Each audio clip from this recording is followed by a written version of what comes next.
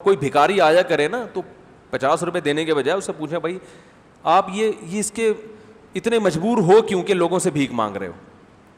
اس سے پوچھیں, تحقیق کریں, اگر واقعی یہ محتاج ہے تو پھر 50 کیوں دے بھائی, آپ اس کو ٹھیلا لگا کے دے دو, یار تم یہ ٹماٹر بیچو, روزانہ کچھ کماؤ پیسے. اور اگر محتاج نہیں ہے تو پھر 50 دینے کی بھی ضرورت نہیں ہے, اسے بھکاری مت بنائیں. میں نے اس طرح کچھ واقعات میرے سامنے آئے ہیں, بھکاریوں کے گھر تک پہنچا ہوں میں نے کہا بھائی 50 کیوں مانگ رہا ہے, اگر تو مستحق ہے تو میں تجھے 50,000 دوں گا, تو مجھے ثابت کر دے کہ تو مستحق ہے. تو سرجانی ٹاؤن لے گیا ایک مجھے نا بٹھا کے, اس نے کہا مولوی صاحب ٹوپی کر رہے ہیں, تھوڑا سا بٹھا کے لے جاؤں گا آگے. وہ لے کے جا رہا, پتہ نہیں اندھیرا ہو گیا. میں نے کہا بیٹا طارق صاحب 50,000 کے چکر میں اب تم 5 لاکھ میں چھوٹو گے.